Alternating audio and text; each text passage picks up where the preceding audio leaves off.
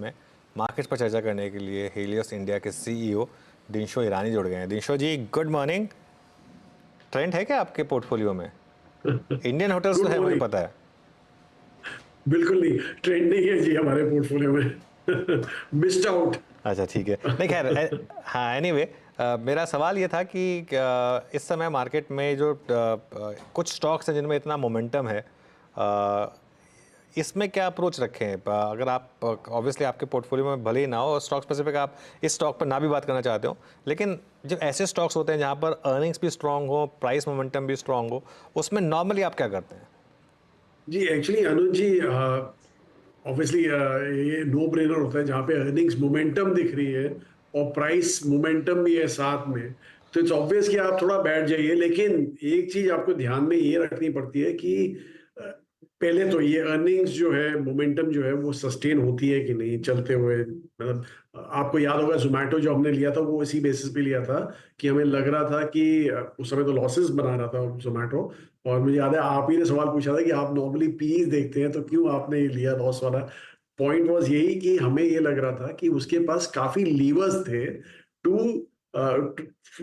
अपने आप को लॉस से प्रॉफिट में चेंज करने के लिए। इसलिए हमें लगा कि ये मोमेंटम जब तक टॉप लाइन का रहेगा तब तक इसके पास प्रॉब्लम नहीं रहता है। वही आपको देखना पड़ेगा दूसरे स्टॉक्सों में कि फंडामेंटल्स आगे चल के सपोर्ट करेंगे नहीं।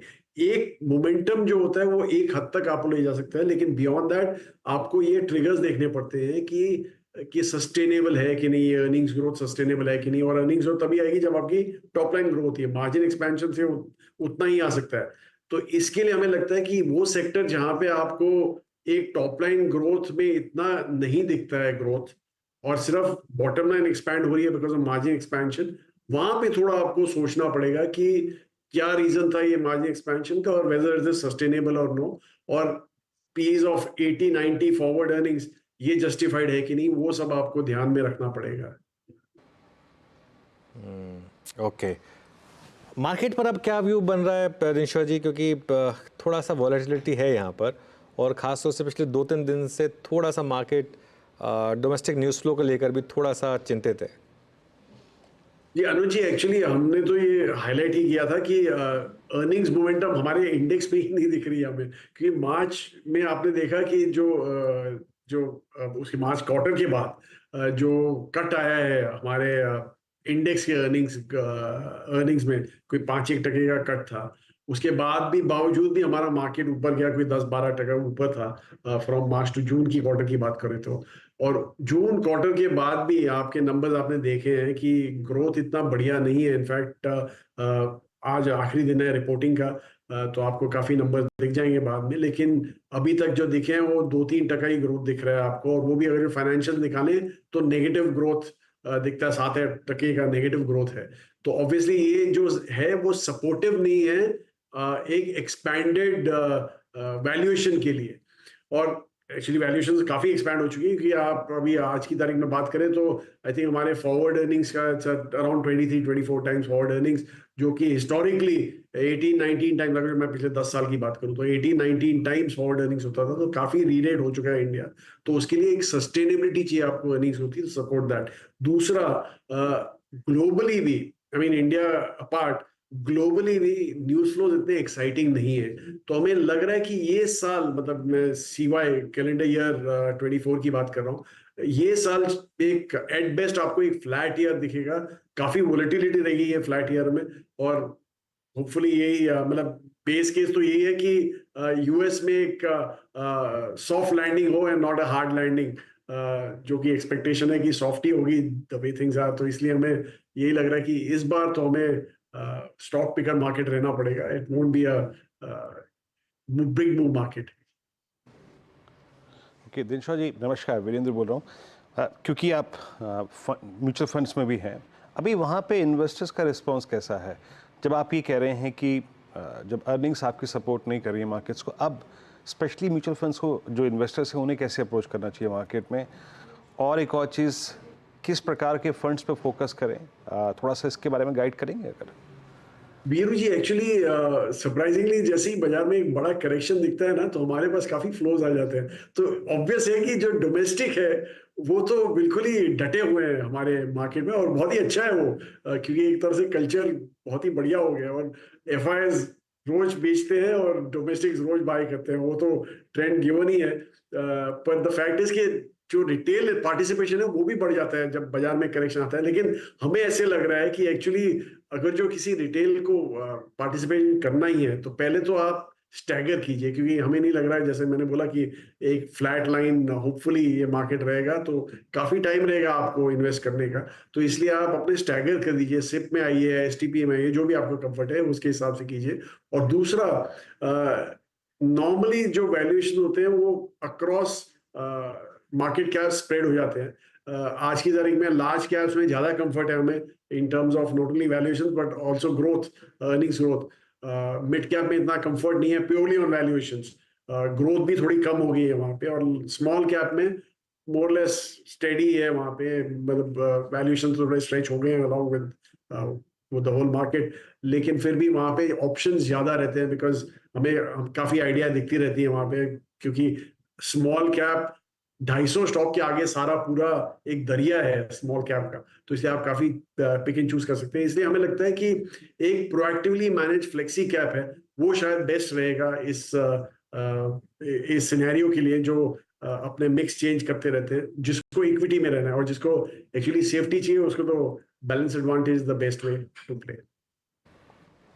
ओके चलिए, तो ये अभी जो दो फंड्स का जिक्र किया और प्रकार का जिक्र किया दिनशॉ जी ने, उस पर फोकस कर सकते हैं आप। अच्छा, coming back to I think space sectors और वर्टिकल्स की बात करूँ यहाँ पे दिनशॉ जी, बैंक्स में इस बार की फाइनली अगर आप देखें अर्निंग्स आपने अब देख ही ली, बैंक्स की अर्निंग्स, उनके घटते हुए कासा, डिपॉजिट रेट्स बढ़ने का क्रम, चैलेंजेस अपने नईएम्स को मेंटेन करने का, क्या बैंक्स थोड़ा सा यहाँ से नेगेटिव बायस के साथ ही ट्रेड करेंगे? निफ्टी बैंक के कंसोलिडेशन विद नेगेटिव बायस में जाने के चांसेस लग रहे हैं आपको ज़्यादा?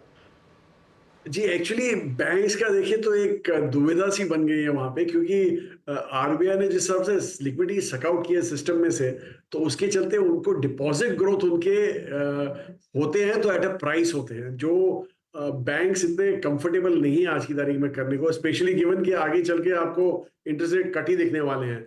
तो I think it's a matter of couple of quarters, मतलब ये नहीं तो अगला क्वार्टर जब आपको दिखेगा कि ये जैसे ही आरबीआई ने लिक्विडिटी ईज ऑफ कर दी है सिस्टम में, तो और ऑब्वियसली इंटरेस्ट रेट कट चालू होंगे, तो आपको दिखेगा कि बैंक्स में वापस एक तरह से एक वाइब्रेंसी आ जाएगी।